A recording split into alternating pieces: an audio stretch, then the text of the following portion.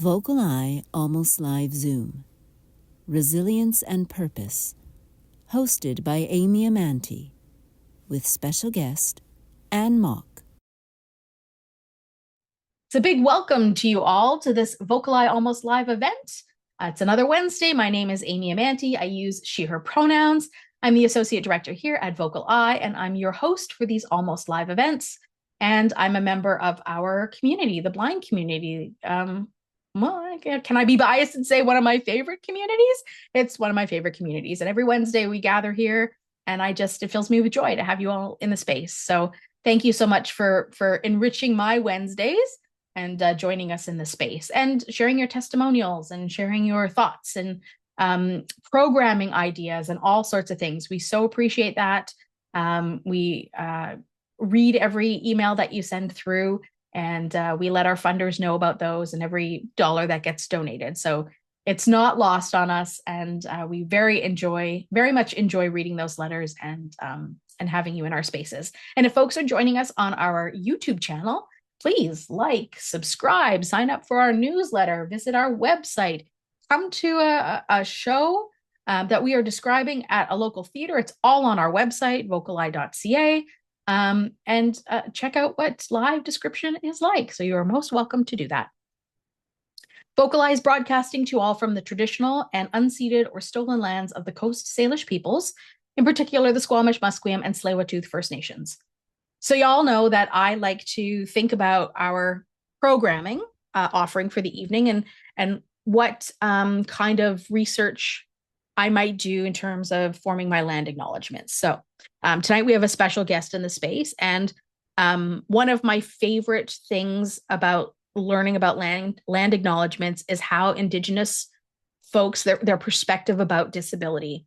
And I've done a lot of reading about this and a lot of research about this. And so I'm going to share just another way in which Indigenous folks, their perspective, in particular Coast Salish folks, around disability experience. So in many Indigenous communities and perspectives, including among some of Coast Salish peoples, they do not automatically frame disability as a, air quotes, tragedy or personal failure in the same way that Western culture often does. That distinction matters. Loss of eyesight, for example, mobility, hearing, memory, and other body changes can absolutely bring grief. Grief for independence, grief around identity, work, roles, dreams, ease, are all ways that people once moved through the world can, of course, happen when somebody is experiencing disability. And that emotional reality is very human and very real. But in many Indigenous worldviews, the response is often less about, quote, brokenness and more about relationship. It's more about adaptation, balance, community responsibility, and the continuing purpose within one's self. Within some Coast Salish teachings, a person is still fully part of the community regardless of body changes. The community's role is not simply to, quote, fix that person, but to adjust around them, care for them, learn from them, and continue to value their gifts. Someone experiencing vision loss may still hold important knowledge, spiritual roles, artistic practices, humor, memory, teachings, and cultural responsibility. Grief itself may be approached relationally. So, for example, spending time on the land or near water, witnessing emotions. I love this one. Witnessing emotions rather than hiding them, receiving support from elders or family, ceremony, prayer, brushing or cleaning, storytelling, and reconnecting to purpose or identity beyond productivity. Love that too, connecting to purpose or identity beyond productivity. Some Indigenous disabled artists and scholars also speak about disability not only as loss, but as transformation, a different way of sensing, listening, moving, and understanding the world. Not easy, not romanticized, but meaningful.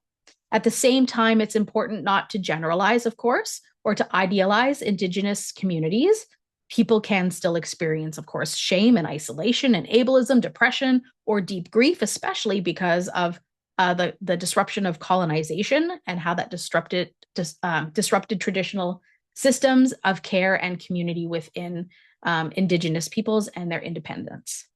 One of the more powerful ideas that appears across many Indigenous teachings is that of a person's value, that it's not dependent on, that a person's value is not dependent on perfect physical ability. Let's read that again. Another thing I love. One of the most important, powerful ideas that appears across many Indigenous teachings is that the person's value is not dependent on perfection of your physical ability. A body's changing does not mean a spirit is worth less. There's a quiet strength in that idea. Just because your body changes doesn't mean your spirit is worth less. It makes my little hairs on my arms tingle when I read that. I hope that resonates with you all. I know disability is difficult. We all know that. But I hope folks are also experiencing some of the things that Indigenous peoples talk about in their culture, community and caring and love and joy and all of those things. So I know we're going to go on a little bit of a roller coaster tonight. And so we're going to look at a little bit of all sides of this kind of topic on tonight's Almost Live, Wednesday, May the 13th, 2026. And it's our 216. That's a 216. 216. Can you believe it? It's our number 216 live event tonight. And tonight's special guest is Anne Mok. And Anne's going to read some excerpts from her book, Resilience and Purpose. Doesn't it just say it all in the title, my friends? Resilience and Purpose. So I'm going to not talk anymore and bring in special guest Anne Mok, who's also, I just have to say, a VocalEye board member as well, and a fantastic human being, but we'll talk about that in a moment. So Anne, come on in, my friend. Hi, Amy. Thank you so Hi, much for Anne. having me here. I'm so Hi, excited. everybody. So excited to have you here. Thank you. How's your Wednesday? It's been good. It's been really Yeah? good. I started something really exciting today, which I can talk about afterwards too. I'm so excited to hear what that is. Yeah. Okay. Well, let's do a little like, who is Anne Mok and what do we need to know? Because some folks know you from the community and some folks might be meeting you for the first time. So, in terms of context, what do we need to know about you? So my name is Anne Mok, and my pronouns are she, her. To describe myself, I'm an Asian woman. I am standing in my homemade vocal booth that used to be a closet with our winter jackets. I'm wearing Woohoo! yeah, I'm wearing a blue sweat top, and it's actually my favorite sweat top from a local business. And on the left chest it says "good-hearted human," and so that's what I hope to strive to be at all times. Just a I love good-hearted that. human. Yeah, Good-hearted human. yeah, and I have my big mic. I've got my iPad here, ready to read some excerpts. I am Vancouver-based, and I'm known as blind storyteller. I'm an author, TEDx speaker, newly finished professionally trained voice actor, Mhm. accessibility advocate, and most importantly, a wife and mom. I've got 3 older kids. They're 33, 28, and 24. And Wow. so, yeah, keeping me busy. That's a busy life. Yeah, but I would say I'm living my best life right now. Now that they're older, I'm living my best life. Is that because they require less mommy, do this for me? Yeah, and it's nice to see them really just being independent and just, right now, I find it funny because they go to work and for their big person jobs, and I get to stay home and make silly voices in my booth, and, I get to sleep in, so that's great. Very nice. Very nice. Tell us a bit about your voiceover acting program that you took Sure. and why you wanted to So take it. why? So my book, Resilience and Purpose, came out last year in March, and I had you know, there's so many things I'm grateful for and that are very good, and I just came back from this beautiful bucket list trip to Japan. Mhm. I spent 29 days on a cruise ship, but we went around Japan. I got to chase the cherry blossoms, and it was fantastic. But I could tell there's something wasn't quite right with me, and I thought it was maybe Japan depression because I was I wasn't on vacation anymore. Mhm. Um, I thought maybe it was my health or something, but it turned out when I went to the eye doctor that I had had a significant drop in my vision, Mhm. and it really hit me really hard. I try to be a really half glass full kind of person, but something about that just really sucked the life out of me, Mhm. and I felt incredibly sad. Um, and I was supposed to start recording my audiobook at that time, and every time I sat down to try and I listened to myself, I could hear in my voice how sad I was. So I stopped. I felt like I really needed to find myself again, and I thought maybe with some voice coaching, it might help me. So on a whim, I decided to register for a Foundations of Voice Acting program with On the Mic here in Vancouver, and it was in person, and we did commercial and animation, and something about it just clicked for me. Like I really fell in love with it, and they had also like us in person and some uh, online as well, and I could really see how even if I was online, I would still get the same value out of the program. So Right. really, really enjoyed it. And I think I found play again and joy, Mm. and that was something that was missing. And then I also decided to do a scene study course with Vancouver Film School. And throughout this time, I've been meeting young people, and it's been such a great way for them to see that we can do anything and to learn from us as well. And it was also good for the instructors to see how they can accommodate me and, think outside of the box of Yeah. who their clientele is. So that was 7 weeks of scene study. Loved it. And then the opportunity came for the full-time program on the mic for the voice training, and I really hemmed and hawed about it because it would be full-time, 6 months, Monday to Friday. I could do it from home, but I had so much on the go already for the fall that I didn't Yeah. know if we could just fit this in. But the curriculum advisor, the one thing he said to me was, "Where do you see yourself in 6 months?" And it really made me think, where do I see myself in 6 months? What do I want? And so a leap of faith, I decided to take the program, and it's very intense, but a lot of fun. I met some great people. But if yeah, I finally finished it from September to March. Finished it, graduated. I did 3 demos, a commercial animation demo, and then I did a narration demo. And the first one of the demo reels is, integrated audio description. So I got to Mhm. layer that in as well. So I'm really excited about where I am today, and I feel like I'm getting me back again. I feel like I'm getting my voice back again, and that's what I was actually doing today. Today was the first day where I started recording for the audiobook. So I'm Very very, cool. very excited. Yeah. And you feel different now in that recording, do you? Like you can I feel the difference do. when you hear your voice back? Yeah, I feel very different, and it's interesting because with voice acting, there's a lot of psychology stuff that goes in there. There Like, sure you is. people can Yep. hear it in your voice.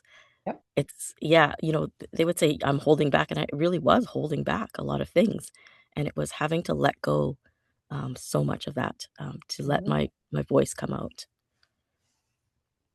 Yeah, I took my acting and voiceover programs from Vancouver Film School too, but that was I hate to say how long ago that was.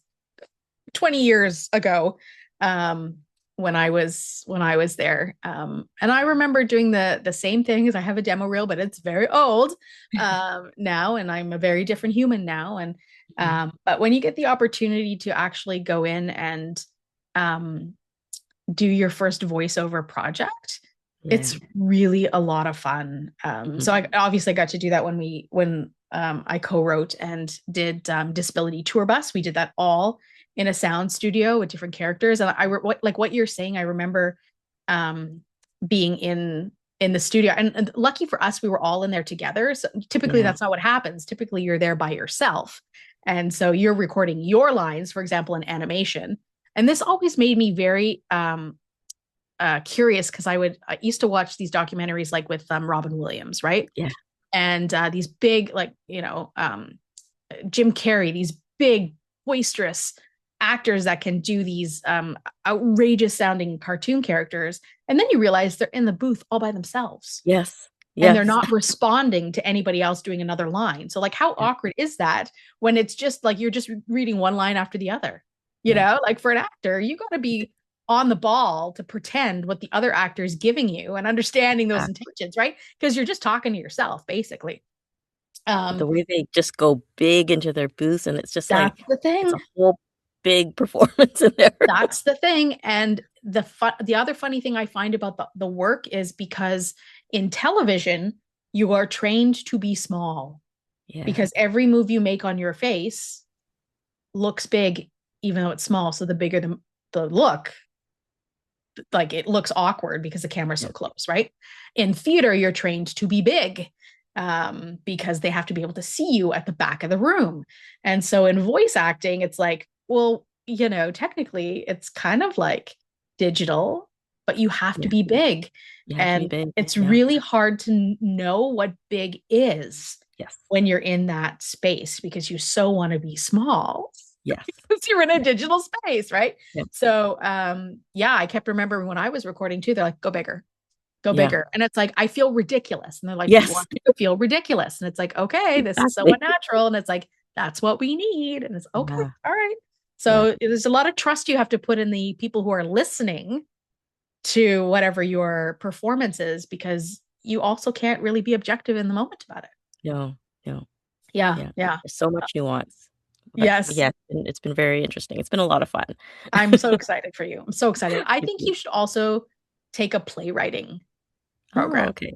Okay. Yeah, That there's should be good. I'll talk to you offline about this Okay. because Okay. there's a couple of playwriting programs that I think could be really cool for you if Okay. you're a storyteller, and Yeah. we'll teach you the art of playwriting or help you develop a script from a thought or an idea. Okay. Very cool. Okay. Well, I mean, this is great. So you're here to share with us excerpts from your book Yep. that was published last year, you said. Yeah. And why this book? Why write it? Mm. Of all the things that have happened, all of these great, wonderful things have happened to me. I've really only been in the last 5 years, and it's when I basically acknowledged my blindness. Mm-hmm. And it owning up to it has actually opened more doors for me Mm-hmm. than I could ever have imagined. And I had an offer from a publisher to do my book, and I never in my life dreamed that I would even be writing a book. And so it took me some time to think about it. Their um, contract was like for a year. You will give you a year to write it. Mm-hmm. We'll check in with you every few months.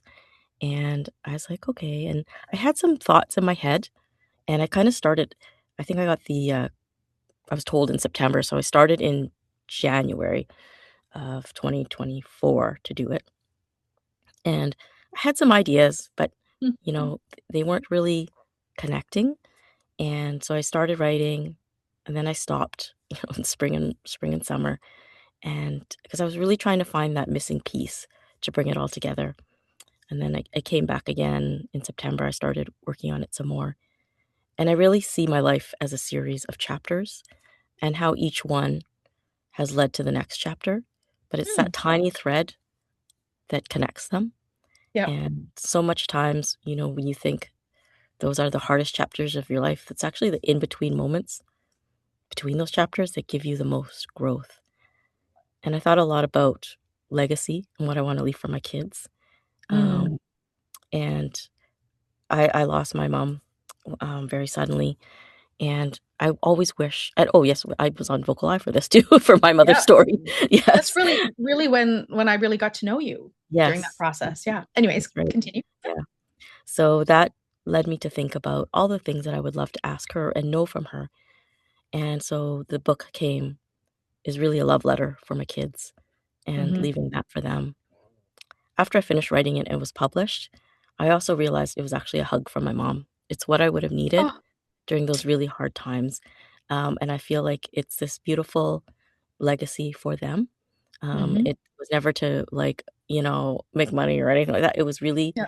this is for you guys so that you have something to turn to when times are tough, and it's Mhm. some you can refer to it. You can know how I felt, and what I thought.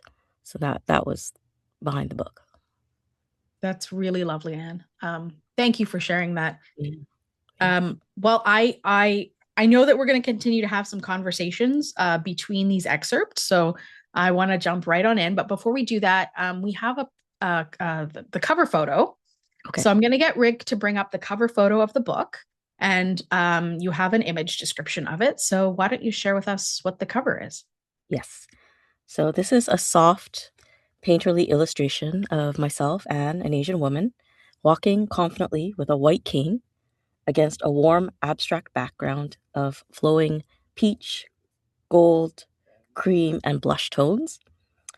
I have long, wavy brown hair, and I'm slightly turned to the side with a gentle smile, as though looking towards something ahead. I'm wearing a white, flowy shirt dress with a glamorous necktie, and I've paired it with strappy, neutral toned heels. In one hand, I have my white cane extended in forward motion, and that background has a watercolor-like quality with swirling textures and washes of color, creating a feeling of warmth, movement, hope, and quiet strength. And the text reads Resilience and Purpose, Discovering Strength and Connection in Life's Cracks by Anne Mok. It was really important for me for this cover to be representative. I wanted a book on the shelf that had a woman with a white cane, and Yep. especially an Asian woman. Absolutely. Oh God, representation matters Mhm. so much. Yep. Um, that's fantastic. I mean, if I was a sighted person, fully sighted person, and I saw this book in like this cover on the shelf in a bookstore, I'd go, "What? What is Yes. that?" Right? Yes. And I think that's probably exactly like that draws people right on in, right? Yes, What is exactly. that? What is that about? Curiosity leads to, getting to Yep. know more, education and awareness. Yep. Absolutely. Okay, what do we need to know about this first excerpt that you're going to share with us, Anne? So the first excerpt is the introduction to the book. So it kind of gives you an overview of the book and what you'll learn and why this book matters and who this book is for. Great. I'm going to disappear and we're going to let published author, advocate, mom, wife, all of the things that you mentioned. Anne Mok, take it away with your first excerpt from Resilience and Purpose. Thank you. Introduction. The first time I used my white cane in public, my heart raced with fear and shame. The cane, a symbol of my visual impairment, represented my limitations, my loss of independence, and my fear. That was my perception at the time, and I was convinced that everyone saw me the same way. The world suddenly felt smaller, and I questioned my ability to navigate it with confidence. It would be months before that perception shifted, all because of a single message. A young girl from halfway across the globe wrote to me, expressing how seeing someone who looked like her, a blind Asian woman, using a white cane had given her the courage to embrace her own story. From that day on, I saw my cane and myself in a new light. In her words, I found clarity and purpose. The girl's message reminded me that the journey we walk impacts more than just ourselves. Our attitudes, actions, and perceptions can touch everyone who sees a piece of themselves in our experiences. Our stories create ripples, connecting us across boundaries of fear, distance, and doubt. This book is intended for those who feel unseen, misunderstood, or unsure of their next step. Navigating an unexpected diagnosis, wrestling with self-doubt, or searching for meaning after a major life change can feel overwhelming, and the challenges may seem insurmountable. The darkness can creep into every corner of our lives and suffocate us, leaving the path ahead in shadows and unclear. I've been there. Through my journey with the loss of a loved one, vision loss, chronic illness, and the challenges of finding my place in the world, I've learned that even in the darkest moments, light is always within reach. That light might not look like what you expected. It might flicker as a kind word is spoken, shimmer as you take a small step forward, or glow with a resilience you never realized you had. This book is here to remind you of that light, to help you uncover it, and to guide you as you find your way out of the darkness. What you'll learn. Through these pages, I'll share the lessons I've learned about navigating adversity, finding strength in community, and turning pain into purpose. Together, we'll explore self-advocacy, how to advocate for your needs, trust your voice, and reclaim your power in a world that doesn't always listen. Resilience through connection, how to build a community that uplifts you and reminds you that you are not alone. Purpose in adversity, how to reframe life's challenges as opportunities to grow, inspire, and create meaningful change. Breaking barriers, how to challenge stereotypes, amplify underrepresented voices, and pave the way for others. Why this book matters. I wasn't always comfortable sharing my story. When I was diagnosed with cone rod dystrophy, I felt like my world had shattered.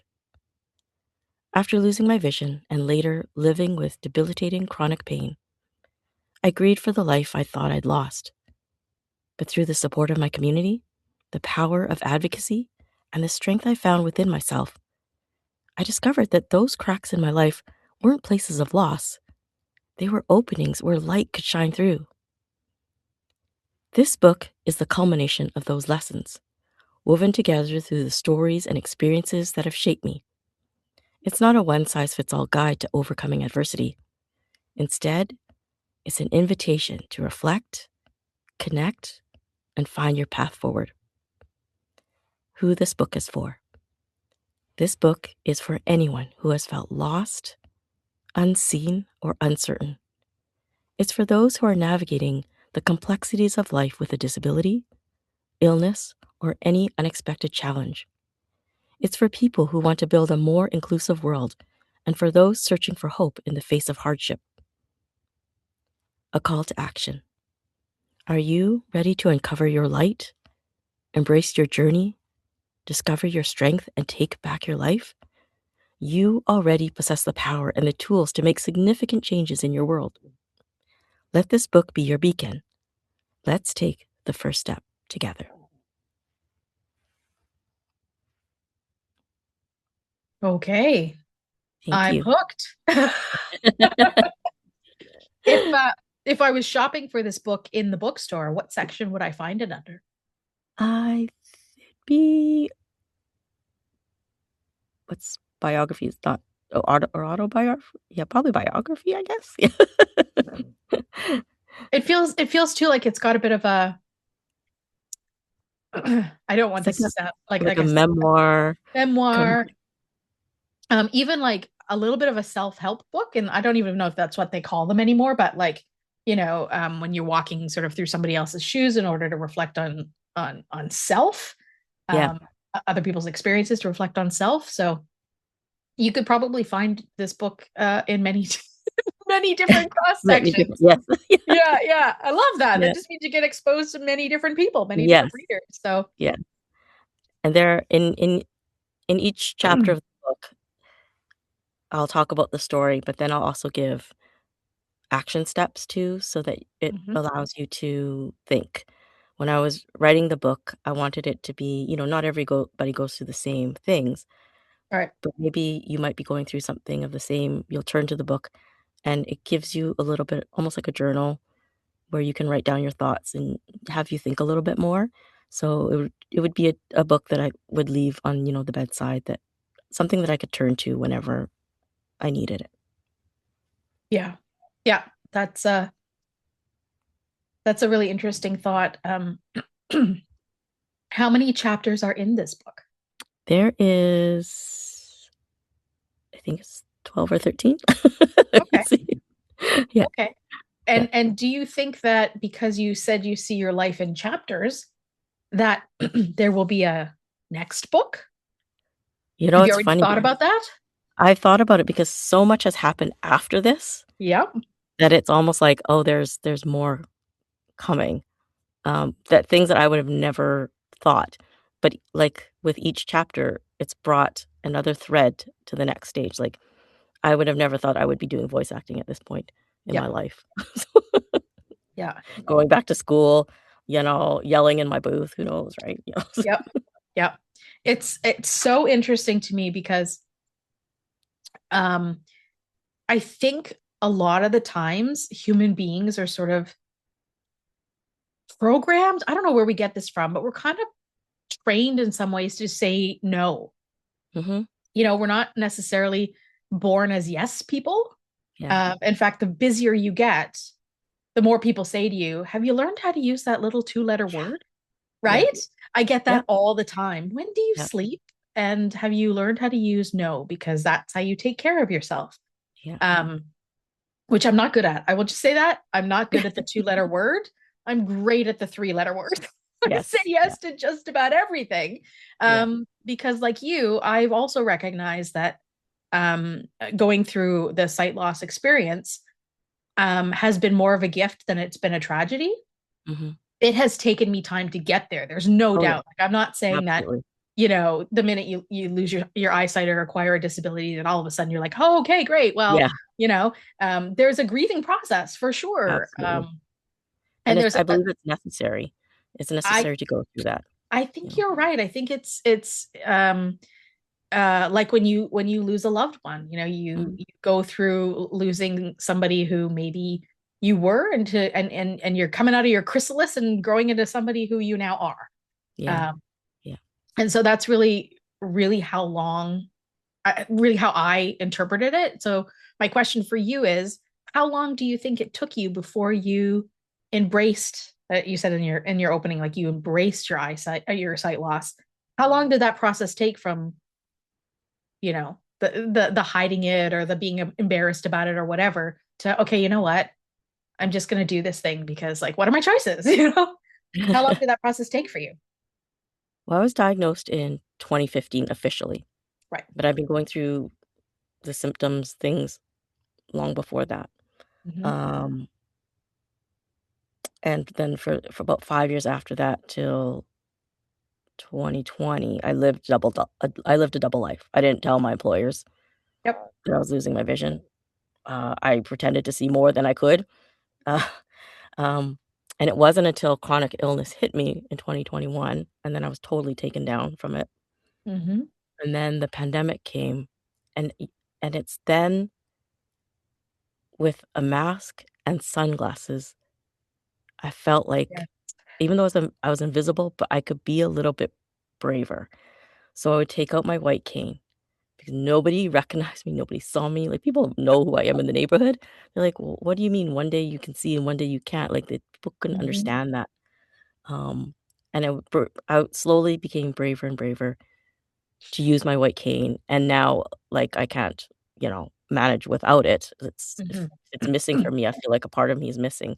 Yeah. But now I go confidently with it, and I swing it, and I'm like, "Hey, look at me. Yeah. I'm here." So it takes a long, long time. It's very emotional, and like I said, I felt it was necessary to honor that grief because it's Yeah. part of it, but before finding your light. Yeah. And maybe to some extent, like it never really goes away, just like when you grieve the loss of someone you love, it doesn't ever Yeah, go away. It yeah, just gets a little bit easier every day. And then you yeah, have these moments where you're like, oh man, like why does this yes, have to be so hard? yeah, Like those are yeah, those moments, or I have to advocate again for this thing. Like, yes, come on, really? Can't I just be, me? That kind of yeah, stuff. So exactly. yeah. And even though I felt like I had come through quite a bit last year, having that diagnosis, it just took me out. And I thought, wow, this is like it's a roller coaster, right? You just don't know. A lot of times you live in between your appointments, your Hmm. eye appointments, because okay, I'm stable now, but I don't know 6 months from now what I'm gonna Yep. be, Yep. and it's a lot of emotional weight that we Yep. carry. Yep. That totally resonates Mhm, with how I see things and how I experience things.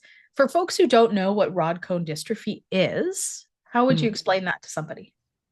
So it's the cells at the back of your eyes, the cones and rods, responsible for, color, light perception, and some peripheral vision, those are affected. So those cells at the back of my eye are dying, and there's no cure. Mhm. Um, being public facing in social media, I've met only maybe less than 5 people that have it. It's pretty rare. They say it's genetic, but I don't know anyone in my family that has it. Mhm. But then again, I come from a Chinese culture, and we don't talk about disability. Right.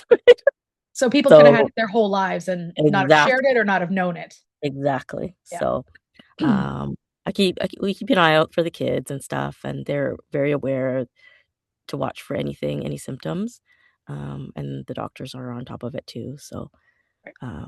so far so good. Mhm.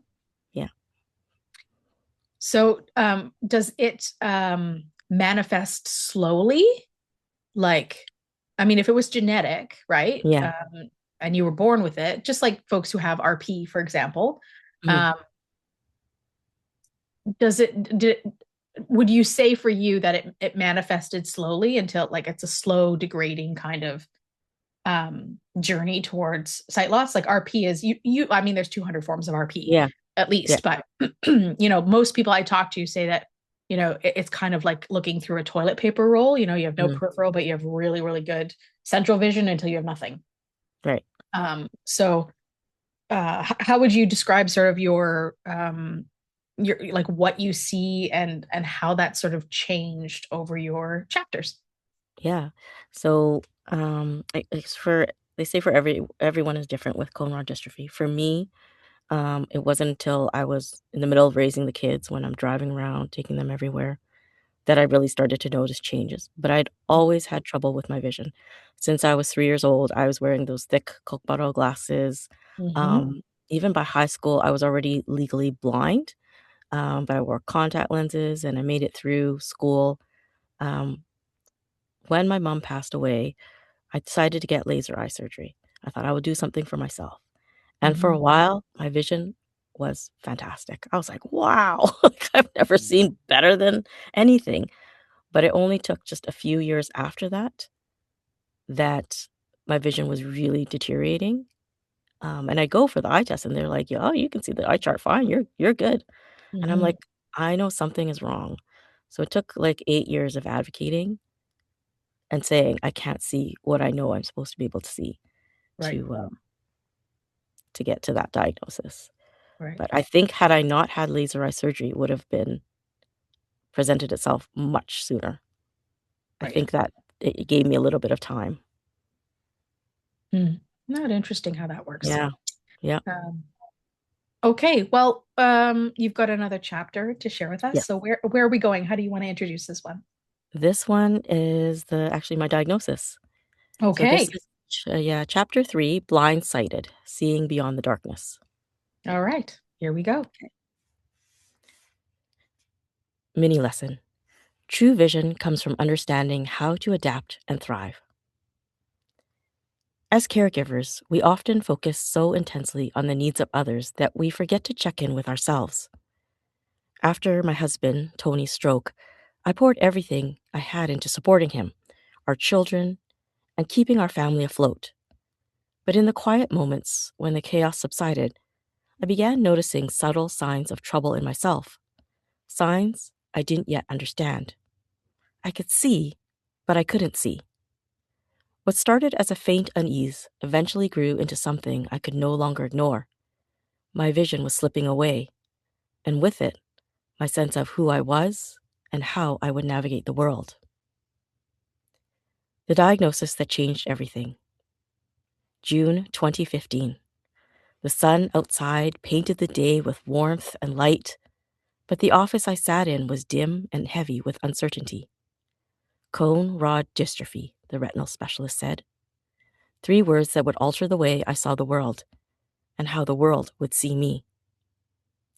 My mind felt numb, grasping for a way to come to terms with the implications of those 3 words, but failing. I asked her to write them down so I could make sense of them later. Cone rod dystrophy is a rare, inherited retinal disease that slowly erases the retina's light-sensing cells.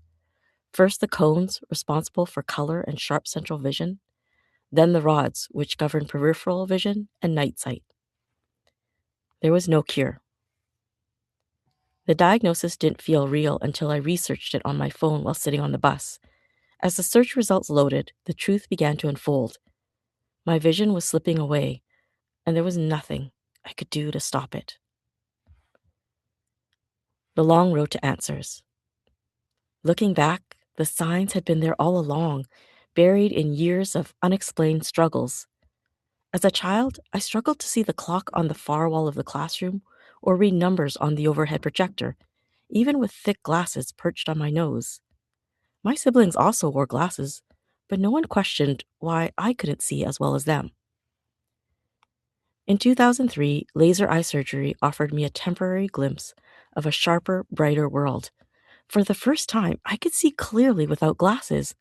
I thought I had left my vision problems behind.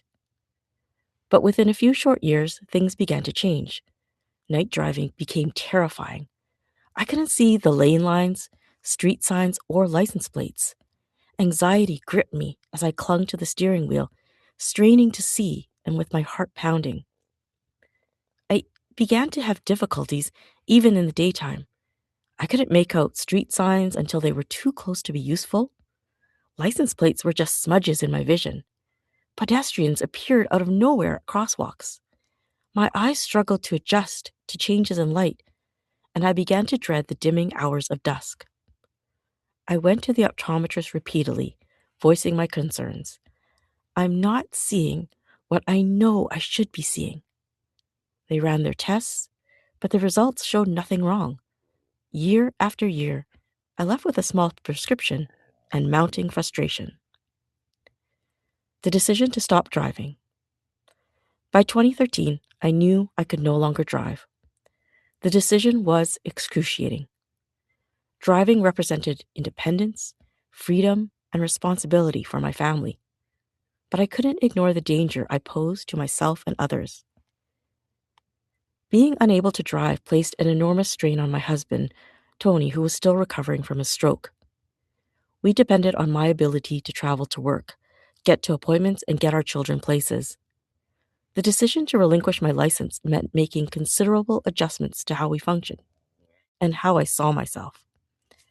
As the primary breadwinner, I had taken on 2 to 3 jobs to keep us afloat. I was now navigating a world I could barely see, and it was terrifying. Validation at last. During a routine optometrist appointment in 2013, I impulsively decided to try contact lenses. My reasoning was simple.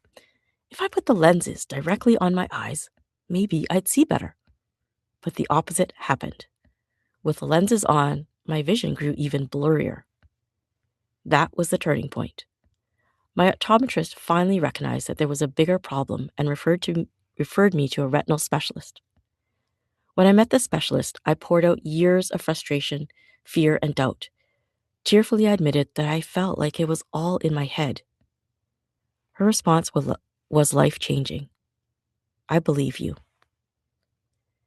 It would take 2 more years and a battery of tests before I had the answer I had been searching for and dreading. In June 2015, the diagnosis arrived. The relief of finally being heard clashed with the heartbreak of knowing my fears were real. I was slowly going blind. Living a double life. At the time I was diagnosed, I had just accepted a new job as a nursing assistant in a fertility clinic. It was an incredible opportunity, better hours, a shorter commute, and the financial stability my family desperately needed. My family knew about my vision loss, but at work I kept it a secret. I adapted through sheer determination. I memorized the layout of the procedure room, the placement of every tool, and the movements of my colleagues. Routine and muscle memory became my lifelines. To my coworkers, I was meticulous and reliable, often praised for my attention to detail. No one suspected the anxiety that gnawed at me daily, the fear that someone would discover my secret. Blindness, I learned, isn't always a visible and obvious disability. It exists on a spectrum, and I was navigating the liminal space between sighted and blind. The first steps toward acceptance. I struggled to cope for 4 years after my diagnosis before I finally reached out to CNIB, Canadian National Institute for the Blind, for help. Their support was a lifeline. I began orientation and mobility training to learn how to use a white cane, particularly on public transit. But the stigma was heavy. I carried the cane but rarely used it, afraid of what people might think. It took time, but I slowly understood that blindness wasn't the end of my story, but the beginning of a new chapter. Slowly, I began to find my voice and advocate for myself. I disclosed my condition to HR and the doctors at work, terrified of their reactions. Instead, I was met with support and surprise. "You're the best we've ever had," they said. Lessons in vision. Living with vision loss has taught me that blindness is less about what you can't see and more about how you choose to adapt. It has shown me the power of visibility and the strength in being vulnerable. My white cane, once a symbol of fear, has become a badge of pride. It represents my journey, my resilience, and my ability to navigate a world designed for sighted people. Closing reflection. Vision loss has redefined the way I see the world. It is no longer in terms of what I've lost, but in what I've gained. It has opened doors to empathy, community, and self-discovery. As I reflect on this journey, I have come to understand that true vision comes not from our eyes, but from our ability to see beyond obstacles and embrace the possibilities that lie ahead. As I came to terms with my vision loss, I gained a fragile sense of stability, a delicate balance where I could navigate life despite its challenges. I had adjusted to my limitations and found ways to keep moving forward for the sake of my family and myself. Yet life has a way of unraveling even the most carefully held threads. Just when I believed I was regaining control, another unexpected challenge emerged, testing both my physical strength and the depths of my emotional and mental resilience. End of chapter. Okay, here we go. I have a question about Sure. the writing and how, Mm. so now these two chapters, I'm seeing the parallels between these like little subheadings Yes. that you've got. So talk to me about the choice of the subheadings. How did you come to that decision? Because that's quite a unique thing for a Mm. book. Yes. When I was going through my chronic illness, which I still carry with me today, it's called new daily persistent headache. It's very rare. Um, and I, just like with vision loss, I wanted to find someone that was like me or was going through it. Mhm. So I came across this book written by a woman, and she had been diagnosed with it. And I kind of raced through the book because I wanted to know, did she ever get cured? Mhm. I just want to know, is she okay? Yeah. And I kept going through the book, chapter after chapter after chapter, and it covered 14 years of her life. And there was never an end to it. She still had it. Mhm. So it was something for me that I realized that this is something I'm gonna have to live with. I'm gonna have to accept and come to terms with. And instead of like, because she spent so much energy, time, money on a cure Mhm. that I knew there's no point for that. I need to live. I have to come out of this hole. Like, I was bedridden for about 8 months, from the pain. And so in writing the book, I knew that anyone going through any kind of challenges, chronic illness, we only have so much energy. We only have so many spoons. Spoons. Yeah. So, really being able to have chapters that were digestible and that you could refer back to, um, and making it like small pieces of bite-sized information, especially like I'm a mom, like I don't have a lot of time either. Being able to get through those chapters. Mhm. So every time anyone that's read my book, they're like, yeah, it's been easy to go through, but I've learned a lot in through each one. Right. Yeah. That makes a lot of sense. Mhm. It's taking things moment by moment, Yeah. Yeah. kind of. I appreciate that very much. Yeah. Um, Sometimes that's all you can do in your Yeah. day, and Yeah. you have to be honest with yourself about how many spoons you have. Yes. If folks don't know what spoon theory is, Anne, what do you want to tell them what spoon theory is? Um, Basically you have a certain amount of spoons in a day, and you know, you know, bathing, feeding yourself, those can take up any number of spoons. And when you start to use up those spoons, you only have a little bit left. Um, when I was at my worst, it I couldn't take a shower for a week. Like it was took so much out of me. And just taking care of yourself. So I learn now my perspective is to live in the low pain moments. And so that's what I do. And I don't beat myself up when I can't do things. Mhm. I just take it day by day, moment by moment. I try to be really careful about what I plan for myself. But life is life, and we can't control a lot of things. So I mean, last week I had like some really busy days, but I ended up taking the whole weekend just to rest, Mhm. and that's what you just got to do. Yeah, I'm really happy to hear that you have figured out that you need some rest, yeah, because it's important, and yeah, again, something that I don't offer myself nearly enough. So yeah.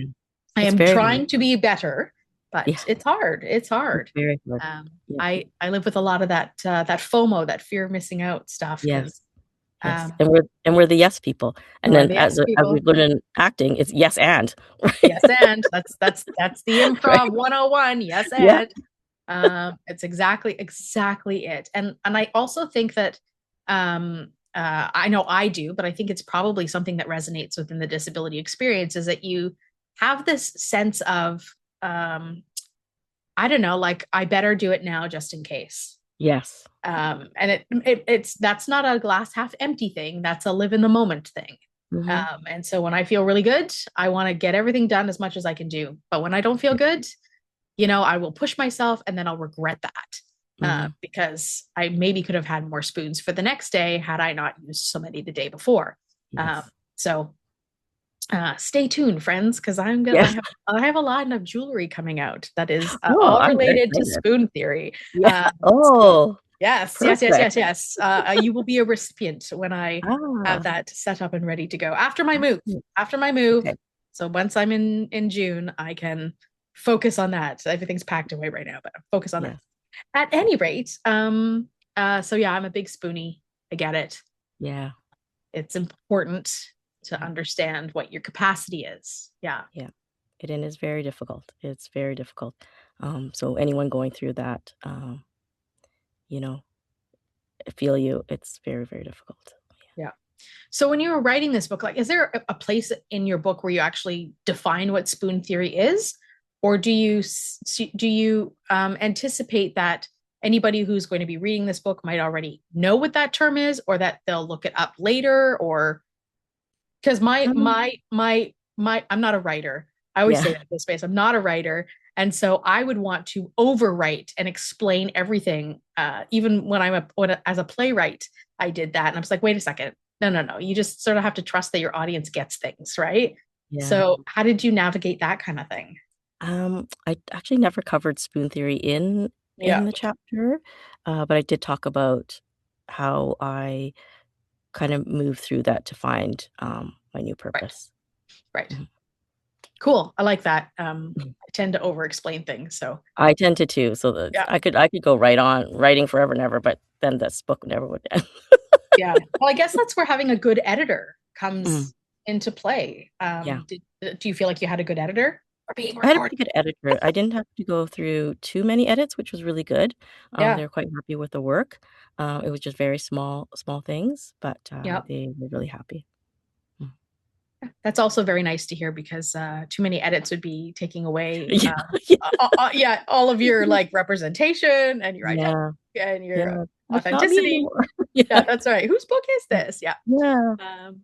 All right. Well, this is great. I know you have 4 excerpts for us. So what are we on? Yes. Number 3 now, right? We're gonna do 3. Do you want me to do 4? Just stick with 3 No, this no, time. no, no. I'm enjoying this. So, Okay. Okay. how do you want to set up this excerpt? The next one is so this is going to be chapter 6. It's shifting perceptions of blindness Okay, and the here we power go. of being seen. Awesome. I love it. Okay. Mini lesson. Representation matters because it changes how the world sees us and how we see ourselves. The power of being seen. As my journey with my Instagram account at Purpose in View unfolded, I realized that my voice carried weight, not only as a storyteller, but as a representative of a broader community. Growing up, I rarely saw people like me reflected in the world around me. Blindness, when acknowledged at all, was either cloaked in stereotypes of helplessness or glorified with miraculous overachievement, leaving little room for the realities in between. This absence of nuanced representation became my motivation. As I began to share my journey with vision loss, I realized that my own perceptions of blindness were also changing.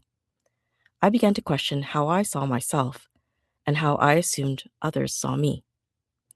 Could I, a blind woman, step into spaces where I didn't traditionally belong? Could I break barriers, challenge stereotypes, and show others like me that they too could take up space in the world? The answers came, not all at once, but in a series of small, determined steps. I knew that visibility was more than being seen, it was about showing others, especially those navigating similar paths, that they belonged. It was time to challenge misconceptions and reimagine what inclusion could truly look like. Making accessibility visible. When I started my Instagram account at Purpose in View, it was a mission of creating a space that was accessible to everyone. Instagram, a platform so rooted in visual content, felt like an ironic choice for someone losing their vision. But that was precisely the point. I wanted to challenge its limitations and make it more inclusive. I started by adding detailed image descriptions to each post, weaving words that would invite blind and visually impaired followers to experience the content in their unique way. As I experimented with alt text, audio descriptions, and real captioning, I realized how much thought and effort was required to make content accessible. It wasn't an afterthought. It was an art, and it was worth it.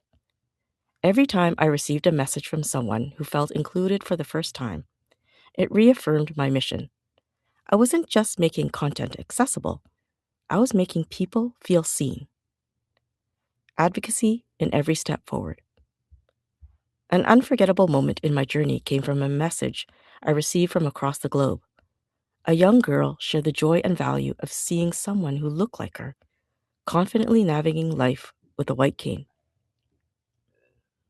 Her words stopped me in my tracks. It cut through the noise of everyday life and reminded me why this work mattered so deeply. She shared how my accessible Instagram images made her feel less alone and more empowered to embrace her identity. This poignant connection ignited a determination within me to ensure that representation wasn't just an occasional breakthrough, but a consistent, visible reality.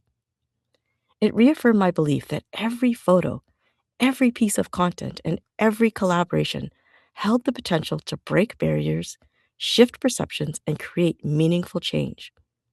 Fashion became a vehicle for that advocacy, a way to challenge assumptions about blindness and redefine what inclusion looks like. The message from the young girl reminded me that advocacy goes beyond visibility to connection and impact. As I continued to share my story, I realized that each post, image, and word could ripple outward, creating opportunities for representation and collaboration. Breaking barriers through collaboration. Collaboration became a cornerstone of my advocacy journey, opening doors to create meaningful change. It started with iDesign, a brand that reimagines fashion through tactile braille elements. After placing an order for one of their custom products, they featured my story on their community blog, where I shared the vision behind Purpose in View. That blog post became a catalyst, connecting me to brands and organizations eager to redefine inclusion. What began as a personal journey evolved into a collective effort to break barriers, one collaboration at a time. It was through that blog post that Purdy's Chocolatiers discovered me, leading to my involvement in their groundbreaking Braille holiday box. Designed in consultation with the blind and visually impaired community, the box was a first of its kind, featuring Braille orientation tabs, a Braille chocolate legend, and a QR code linking to a screen reader-friendly version. It exemplified the possibilities of inclusive design. Specsavers Canada invited me to speak about eye health while showcasing their stylish frames, breaking the stereotype that blind people don't wear glasses or can't be fashionable. It was empowering to demonstrate how fashion and functionality can coexist and challenge misconceptions about blindness. These partnerships in representation pushed boundaries. Some collaborations were effortless, with teams already invested in accessibility. Others required hard conversations where I had to explain why accessibility wasn't a luxury, but a necessity. These collaborations and partnerships became opportunities to educate and inspire my audience about the importance of accessibility. Each alliance has been a step toward changing perceptions and showing that inclusion can be transformative. Together, we've broken barriers, proving that when advocacy and innovation intersect, the impact is limitless. Lessons in advocacy. These collaborations taught me that advocacy isn't always about grand gestures. Sometimes it is in the small, everyday choices we make to include others. It is in the language we use, the stories we tell, and the spaces we create. I was reminded again of the power of vulnerability. Sharing my story wasn't easy. It meant opening myself up to scrutiny, judgment, and misunderstanding. But it also created a space for connection, which, when I was honest about my struggles, it permitted others to be honest about theirs. Advocacy, I realized, wasn't about being perfect. It's about showing up, speaking out, and being willing to learn. Representation changes everything. As my platform grew, so did my understanding of the importance of representation. Being seen as a blind woman on stage, in fashion campaigns, or leading conversations about accessibility was more than a personal goal. It was about the countless people watching, people who needed to know that they too could belong in these spaces. Representation sparks a ripple effect. When one person steps forward, it opens the door for countless others to follow, challenging entrenched perceptions and reshaping narratives. Closing reflection. Shifting perceptions of blindness started with a single question: what if I tried? That question led to a platform, a mission, and a movement. It taught me that representation isn't just about visibility, it's about possibility. When we dare to step into the light, we shift how the world perceives us and how we perceive ourselves. That shift is the foundation of representation and the first step toward building a more inclusive world. Representation has shown me the power of visibility to challenge stereotypes and rewrite the narrative around blindness and disability. Through my collaborations and storytelling, I began to see that advocacy could create ripples far beyond individual impact. Each step forward and every connection made proved that when we break down barriers, we pave the way for others to follow. Yet, as I reflected on this journey, I realized that true inclusion required more than visibility. It demanded systemic change, especially in areas like education, technology, and employment, where accessibility is often an afterthought. The next step in my journey was about ensuring that everyone has the tools and opportunities to thrive. End of chapter. Wow, Anne, you are saying it out loud, friend. You are saying it out loud. Yeah. I wonder about the person who sits and reads this book, like the sighted, able-bodied person. Mhm. Because the way you've written it, so far, what I'm hearing anyways, Mhm. is unlike some books that we get from a biography or autobiography perspective, which are kind of like,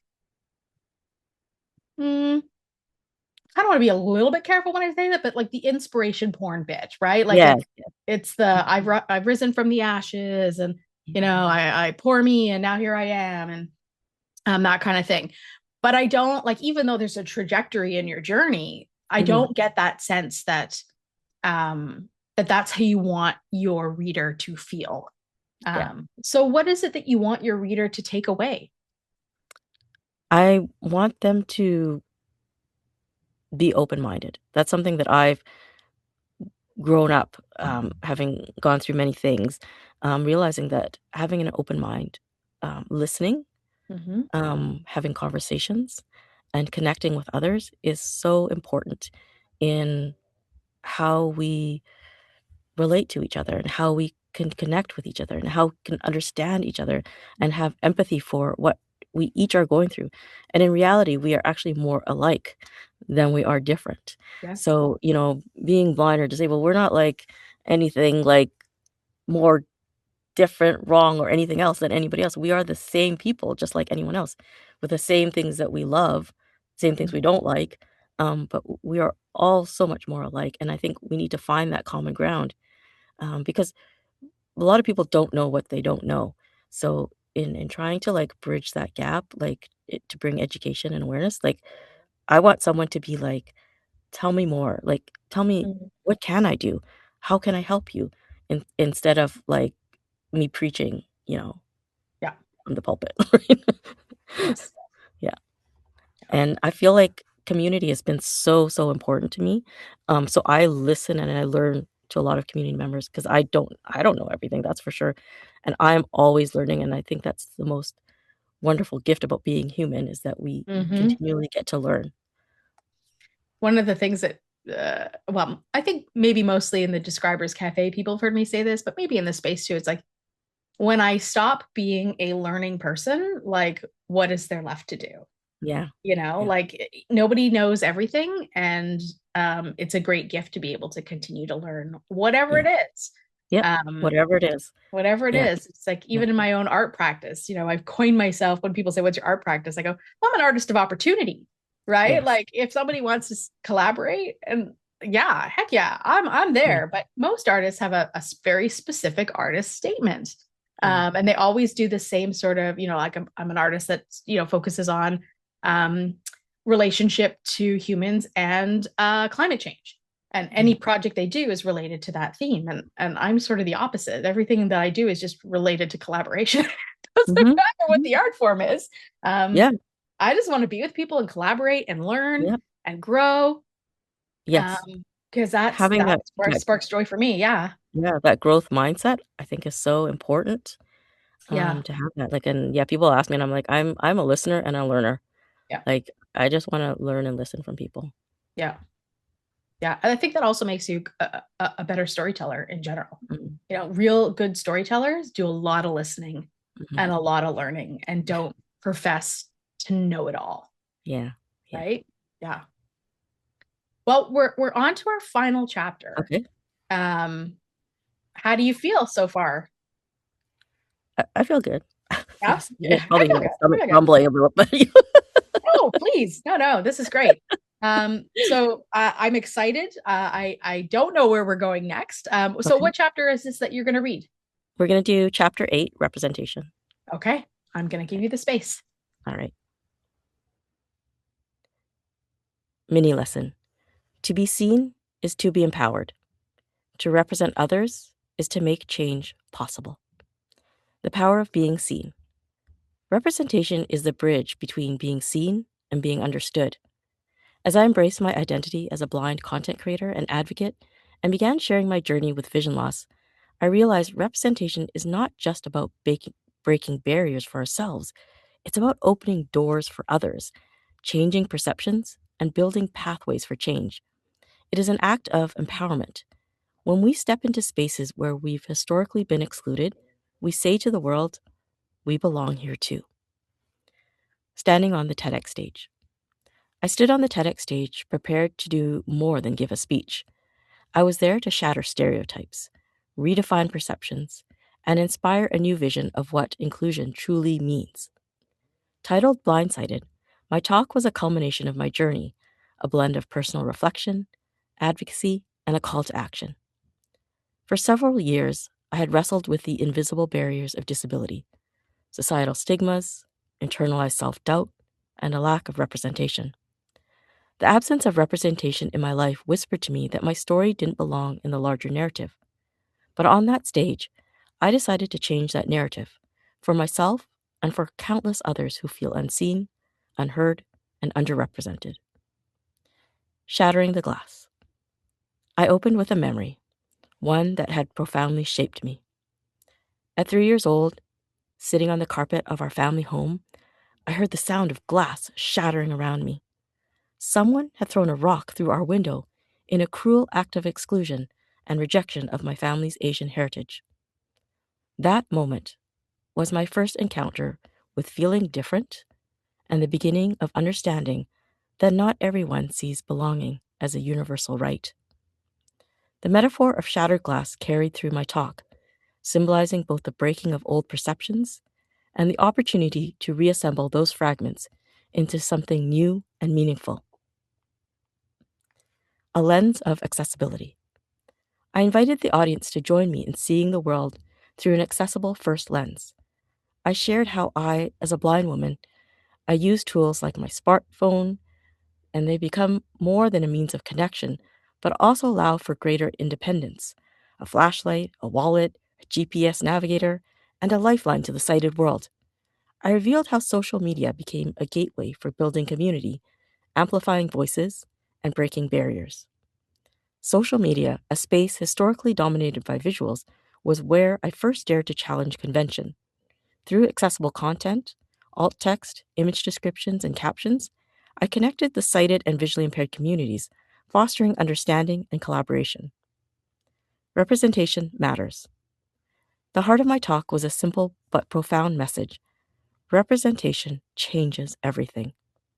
I wanted the audience to know that blindness is a spectrum, that blind individuals use cell phones, cook meals, put on makeup, and lead full lives. Stereotypes reduce us to one-dimensional characters, but representation expands those dimensions, creating space for complexity, diversity, and authenticity. I spoke of the importance of social inclusion, quoting the United Nations on the rights of persons with disabilities.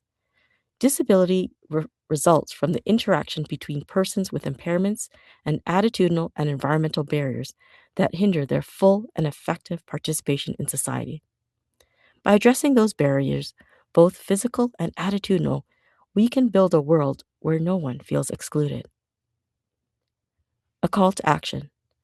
As I concluded, I held up a metaphorical mirror, challenging the audience to see themselves in the story of inclusion.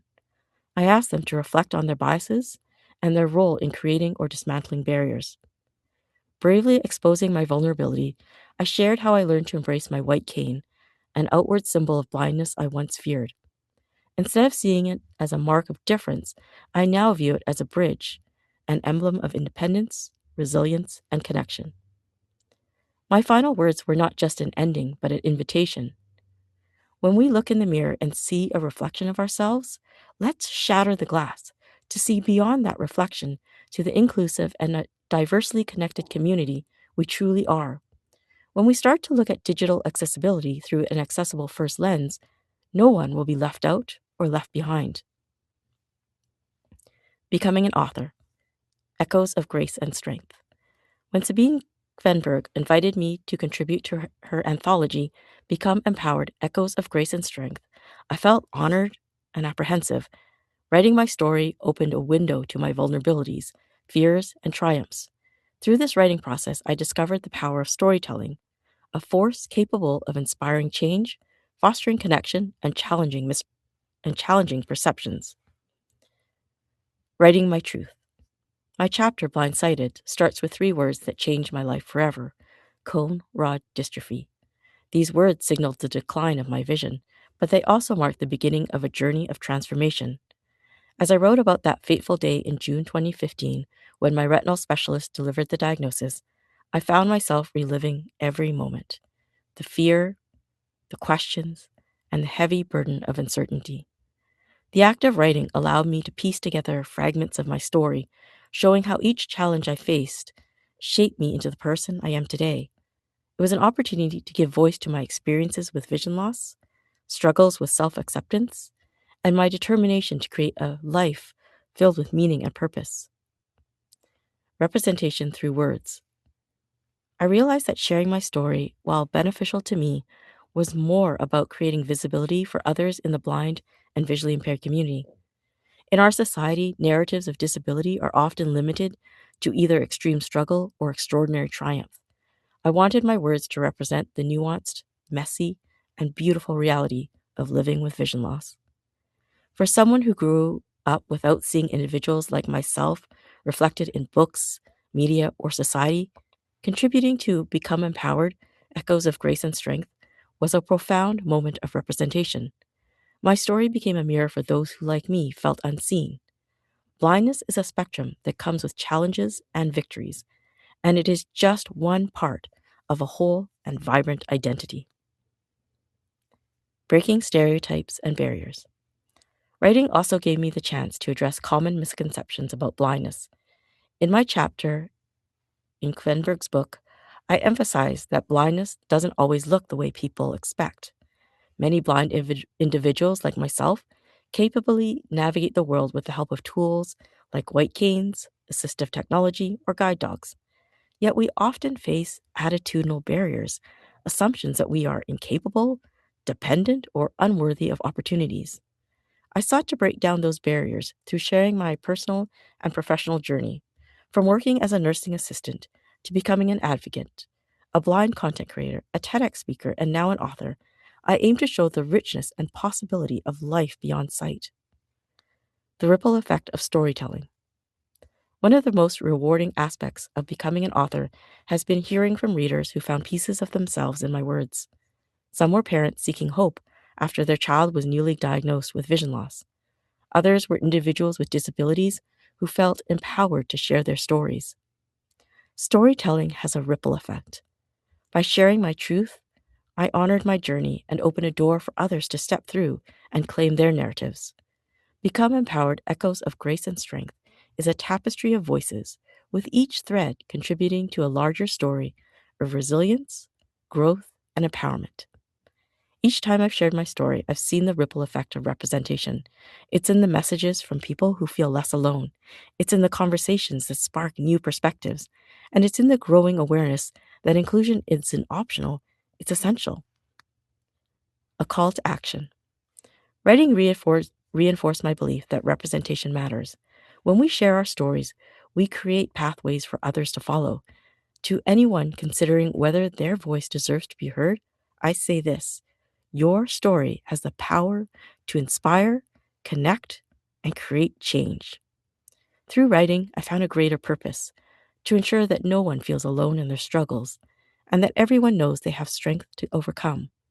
Together, our stories can reshape how the world sees disability, and most importantly, how we see ourselves. Breaking stereotypes and barriers.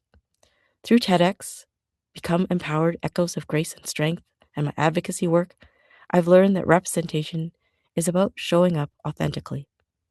It's about dismantling stereotypes and breaking down barriers, one story at a time. I've often been told that I don't look blind. It's a comment steeped in misconception, and it speaks to the narrow lens through which society views disability. Every time I step onto a stage, whether it's Every time I step into a space, whether on stage, in a book, or through my social media platforms, I'm showing that blindness exists on a spectrum and isn't the same for everyone. Representation challenges the assumptions people have about disabilities. It expands the narrative and creates space for the diverse experiences of people with disabilities. It's not just about being visible, it's about being part of the change that makes visibility possible for others.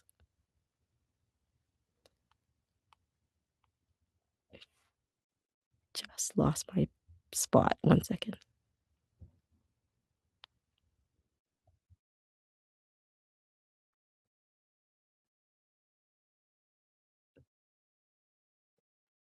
I'll call that end of chapter because I can't find my spot now.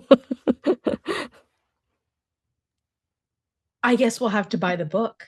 I think so. I'm like, I hit something and whoop. Oh, story of my Yeah. life. Yeah. As great as it Fine is to girl have a moment. touch screen, Yes. you touch it the wrong way and it skips 1,000 pages. Yeah. I don't know where I went now. Yeah. There you Sorry, go. everybody. This is IRL, friends, in real Yeah. life. Yeah. This is really great, Anne. I'm curious about now that the book is done, Mm, and you reflect on it, mm, because you're obviously you're reading it as you are voicing it to make your mhm. audiobook. Yeah. Are there things that you read that you think, maybe I should have changed that, or maybe I don't feel the way I do about that then that I do now? Or, are there things that you would change or add in, or what do you think? Um, no, I think I'm very happy with it. For last year, like when I tried to do the audiobook, I kind of put the book away and I didn't look at it for a long time. And it's only just recently that I've pulled it out again. Actually, once I finished school, my program, that I pulled it out again and started going through the pages, and um, it gave me some hope again too. Like it brought me back to some times that were tough. That a lot of the things in the book that I go through in the book, I buried inside. I didn't want to open those because they were some pretty strong wounds. Um, but I almost kind of find it very comforting to go back and read it. I still feel the same way about many things, and I'm glad that the words are on paper for others to read. Yeah. Can you maybe um, tease us a little bit with what there is to discover in some of the other chapters? It's really just tying everything in. Um, I think some of the more poignant words that I've written have actually been the dedication to my husband and my family, my children, and acknowledgement of really the life that I have now is because of so many people who have been there for me, supported me, um, a community that I never had before, but that I'm so proud to be a part of. Mm-hmm. Uh, yeah, I I say it every Wednesday yeah, night. yeah. I totally echo that. Like Yeah. I've just learned so much from this community. I feel it's such a safe space for me. I've met some really incredible people, and had it not been for Diagnose, I wouldn't have that today, and I'm so grateful for it. Like, I'm really grateful for it because I think I'm finally me. Mm-hmm. Um, I wasn't I think I was just, like, living in survival mode for so many years, but I finally Yeah. get to let go and be me, and find joy, and do the things that light me up. Right. Right. And you can summarize that by saying joy, but like just take a moment. Like, what does that really mean? Like the weight of that. Yeah, It's a really weighty the statement. weight. What does The that weight. really mean? It's like this huge weight that has been lifted off my shoulders, and I feel so much freer. Like, I feel free to be me, exactly who I am and who I show up to be. I spent so many years hiding Mm-hmm. myself. And I used to always wear black because I don't want anyone seeing me. Now Mm-hmm. I'll, like, wear whatever bright colors. I'll wear, whatever I feel like wearing. I just go out there. I know that one well. I'm really into yellow right now. I Of same, all I things, love I'm yellow. so into Yeah, yellow, yes, and yeah, I'm looking for it everywhere, from yes, bedding to anything that like is in my surroundings. I just want some yellow around. Darn it. yeah, Yeah. yeah, yeah. Yeah, it makes me happy. And yellow was a color I wrote off for a long time. Oh, same here. I said Right? I'm with Asian, I can't wear yellow. I'm like, "No, I'm looking okay. I'm Yeah, fine." yeah. I'm too pasty for yellow. It's Yeah, too yeah, bright. It's obnoxious. I don't need to draw that much attention to me. So I yeah. have now yellow suitcases, Oh, yes. 3-piece yellow suitcases, which is also like a benefit to just being able to Oh, yes. maybe see a little bit of your suitcase coming off the belt, or just to say to somebody else, I'm the yellow suitcase, because there's a Yes. good chance, that No one else is. nobody else, or if there's one more, it's like, well, then I'm the hard cased yellow suitcase. And I Yes. also have on my suitcase, I have these, the luggage tags. They're black Yeah. with large sunflowers on them. Yeah. So, I bought myself one of those long vests, like a puffy jacket, but it's a vest, Oh, and it's yeah. yellow. Nice. It's yellow, Good. and I just Yeah. thought, yeah, okay, you know what, I could get in. It's more of a mustard yellow, but I could get into this color. I kind of like this Exactly. thing. So, Yeah. You know what? And it just um, makes you feel happy. Like, it's just the bright colors yeah, just make you feel happy. I again, it's like that's the whole like youth is wasted on the young kind of thing. Like I just, it was just never professional color. Why black's the Yeah. only thing you can wear, or whatever. Yes. Um, Yes. I'm hoping maybe one day I will explore a little bit more white, because I'm still a little afraid of white, and just like, ooh, I spilled something on myself, Oh, like it does I wear or I white. sat on something. Yeah. I wear white all the time now. I love it. Good for you. Yeah. Good for I'll just you. go white. Yeah. Good for you. Yeah. So yeah, no, I feel very much aligned with the things that you've written, and Mm. the journey that you've been on feels very authentic, and I don't know, it just feels nice to be in a space with somebody that you can connect through the pages to, Yeah. right? And not Yeah. everybody will have that experience, I'm Yeah. sure. Like not everybody's going to love every piece of Yeah. writing that's ever been written, or every movie that's ever Yeah. been made. Yeah.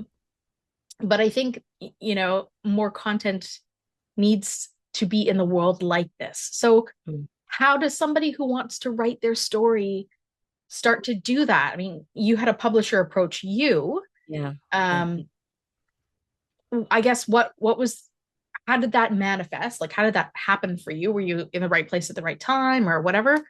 And like, what was the writing and publishing process really like? Mm. So I would say anyone who wants to write, just start writing. A lot of some of the stories, like, or the beginning parts of my writing actually started when I realized that I sucked at speaking. So I took a public speaking course. And so one of the things was like, writing a personal story and writing something comedic Mhm. and something inspirational. So that was a lot of the practice in the writing. And those became actually foundation pieces when I started to go out and do public speaking. And so from there, I kind of built my stories on that. And the chapters of my life, they were sitting in my head, but I Right. wasn't sure how to like put them all together. Um, And so the first book, when Sabine Fenberg invited me to be one of the authors in her book, like it's a book of 13 authors, and I wrote my one chapter in there, that was kind of like the doorway. Mhm. Um, and it was when that was getting set to be published, um, that's when the other publisher came to me. And I honestly, some of these things, I don't even know how people find me. Like, Right. I don't know, right? So, and I was like, "Is this a scam?" Like, that's what I Hmm. was Hmm. like, right? I don't know, right? The Because they were power of from, social media. yeah, it honestly it is, like, you never know who is watching you, reading you, whatever it is. Like, I had no idea that Produce Chocolate Tears was looking at my stuff. Hmm. Like, I think at that time, I was just starting out. I had, like, 60 followers.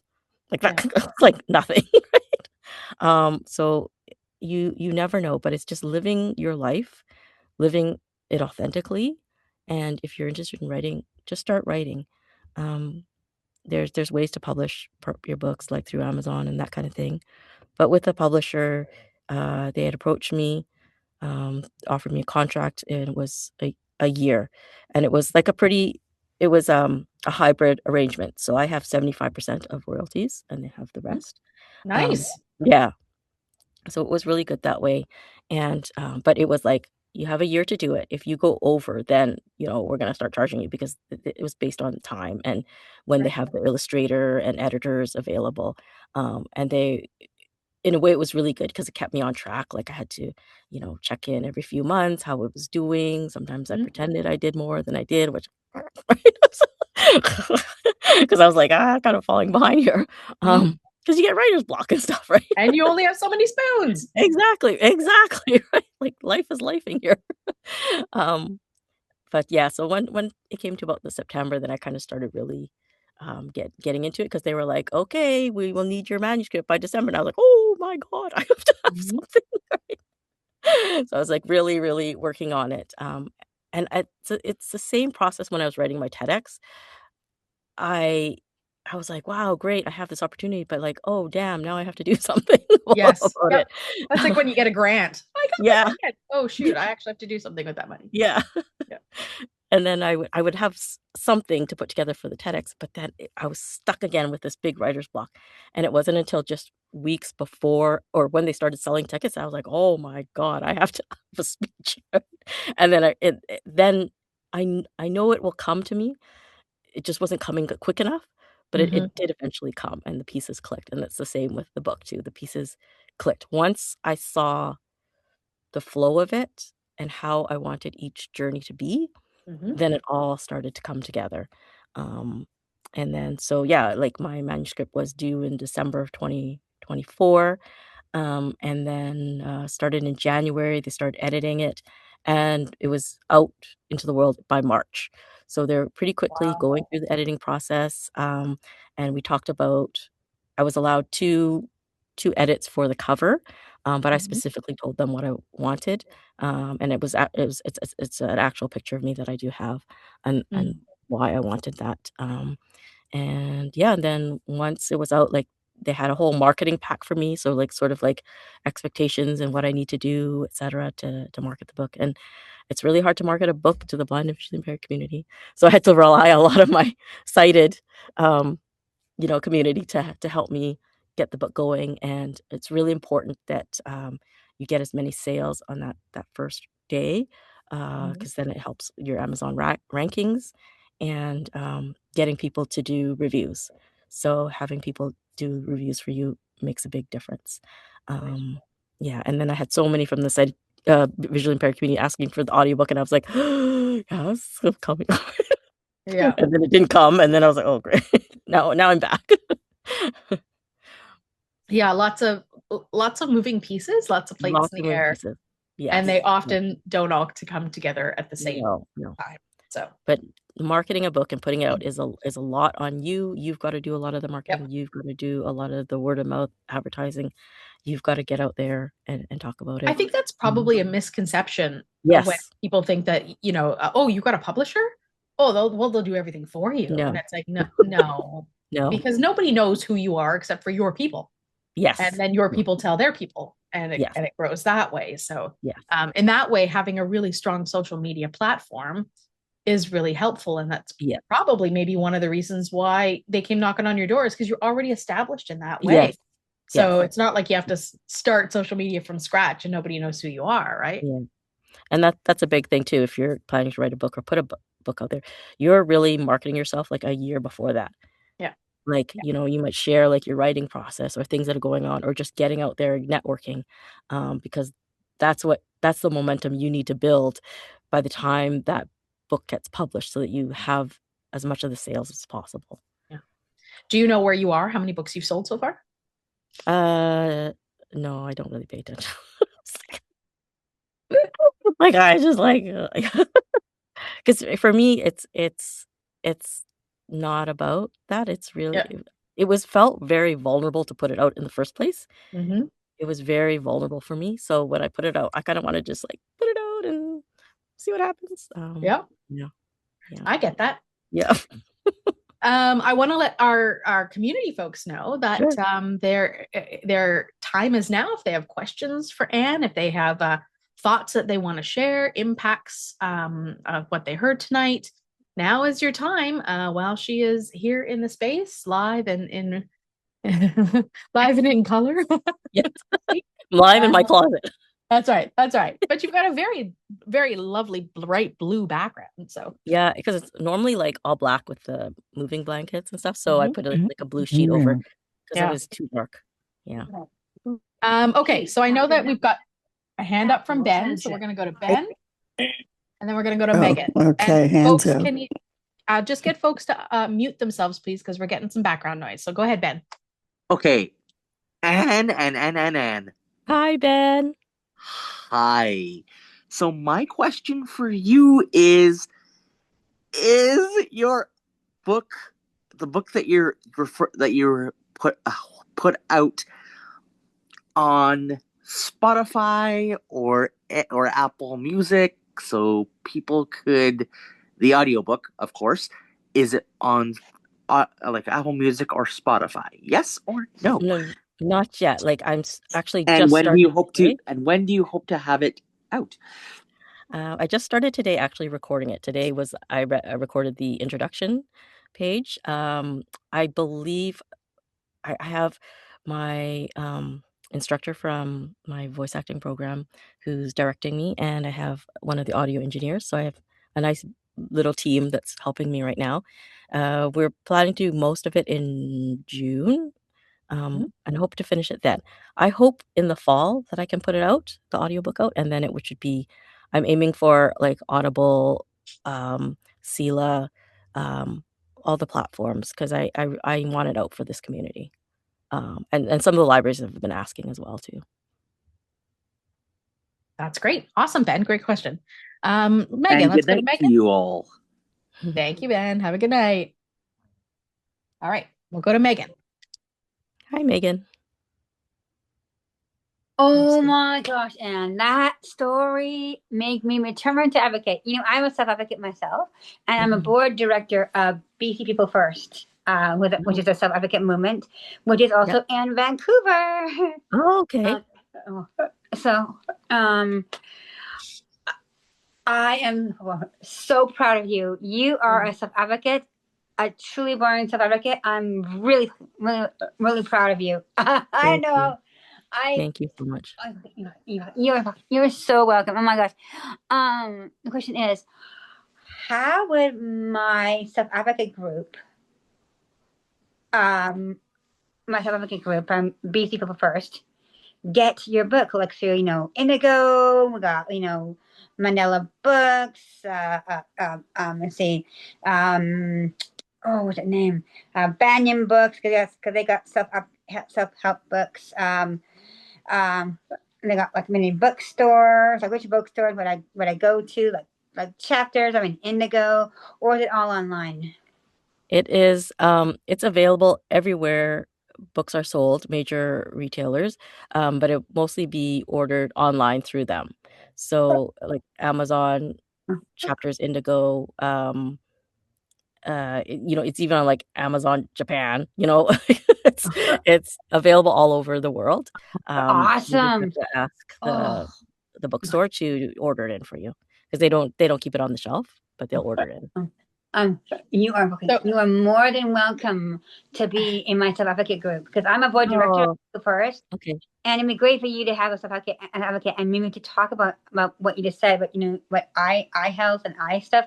You're really good about barriers because we had a conference there, and you are so welcome to be our guest in the BC People First, BC People First, BC People First. I'll talk to Roxy and see if you'd like to come and talk to us about advocacy, how you see advocacy for blindness, and you can come to our group on Zoom. What do you think? Absolutely. Yeah, absolutely. I will talk to Roxy. I'll make sure I give VocalEye my contact information. So if anyone wants to reach out, I'm happy to answer any questions at all. Awesome. Thank you so much. You are amazing, and you're amazing, and keep advocating. Don't let your blindness get you down. Keep advocating. That is important. Very, very, very important. Yes. Thanks, Megan. Advocacy is making your voices heard. Thank you so much. And thank you for all that you do too. Oh, you're so welcome. You're welcome to come to the next conference, which is in New Westminster. So I'll let Amy know. She'll let you know, and I'll be good. Sounds good. All right, I'll be good. Become a new member. That'll be great. Thank you, Megan. Thank you so much. Okay. Perla is next, and then we have Nancy, and then we have Louise. Hi, this is Perla. I live in California. Hi. And you're in one of the 50 states as of now. I am really impressed and amazed by this wonderful, wonderful woman. And you even have me thinking about how I could write some things, which I have put out of my mind for some time. Yeah. But okay, so my question is, will your book be available on here in the States on Bookshare or Bard, the Barnes and Noble? Congressional Library of No, no, yeah, the Congressional Library. it's Yeah. Congressional Library. I That would be absolutely amazing because then I could recommend it to everybody. Okay, I can look into that. I don't know if it is or not. I know that it is available, like, worldwide. Well, Yeah. you might be able to put it, Bookshare takes books that are not in audio form, and they are put on there and then read by a computer voice. Okay. Whereas with Bard, with the National Library of Congress, those books you'd have to wait until you have the audio book. Yeah, those books are human Those read. are always, Okay. yeah. Yeah, I'll look into that. But that would be absolutely wonderful. Thank you Yeah. so much for Oh, all you're the work welcome. you've done. And you know what? If you have dreams of writing, write. Everybody has a story. Everybody has a story, and there's a place for Yeah, everyone's story. I have a few stories, but I writing them is a whole other issue. So, Yeah. Yeah. Well, maybe and we have to do another it's writing workshop here at I think VocalEye. so. Yep. Yeah. okay. Well, Thanks, we'll Thank you, see. Perla. Okay. Thanks a lot. Bye-bye. And there will be a follow-up email, folks. So we'll put some links in there to how you can find Anne's book. And a reminder of the title, all those kinds of things. So when that email comes around, there might be some information in there for you all to check out. So okay, so who did I say was next? Nancy. There's Nancy. Nancy's next, and then we've got Louise, and then we've got Rita. Hi, Nancy. Just got to give Nancy a moment to unmute. It's Karen in Toronto. Anne, what a fabulous, joyous, wonderful, amazing evening listening to your owning things. My task, I actually, besides thinking professionally, actually am a professional journalist. So my task as a reporter is to ask you the kind of things that you don't hear all the time. Yes. So I'm going to give you a choice. Okay. Between a couple of questions, because one of them might not be particularly comfortable. Okay. What is the one thing about you that you wish people could appreciate that has absolutely nothing whatsoever to do with this brand, to do with your barrier breaking, to do with your advocacy, to do with your body? What's one thing I would want people to know about me? Yeah, that has absolutely nothing to do with the things we've been discussing tonight. What's the one thing about you that you wish your audiences could appreciate that has nothing to do with it? That I'm really funny. I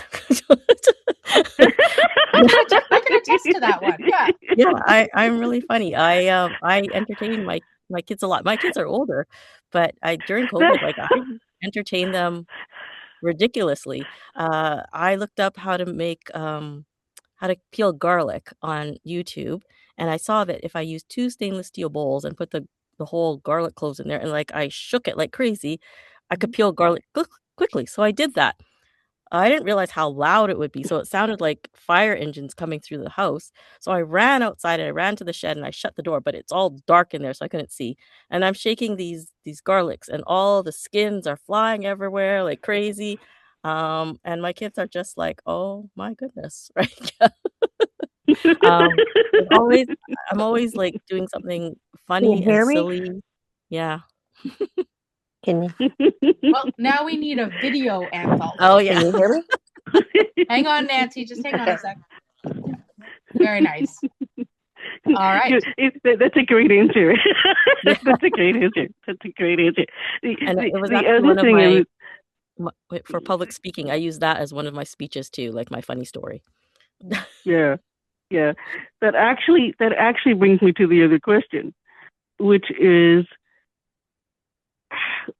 what about this co-package, the poetry, the advocacy, the wisdom you're bringing, the experience you're bringing, the life experience you're bringing, what about this package can individuals outside of the story,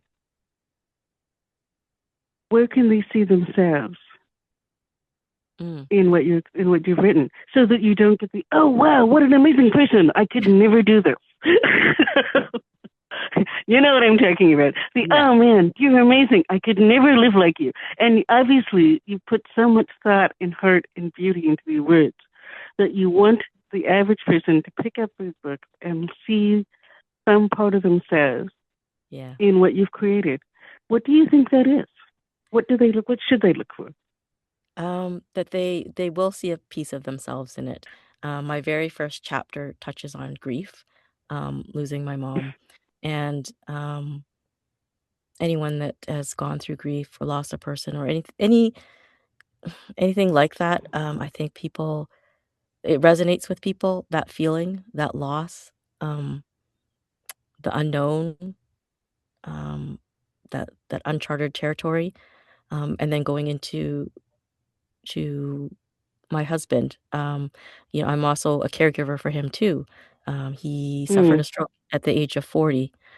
So navigating relationships with your partner who is not the same person that was before, how do you move through that? Those kind of relationships, and then managing your children and your family and your day-to-day life, and then moving through my own vision loss journey and chronic illness. I think there's little parts that people can find in themselves, and it's more about how we find that light.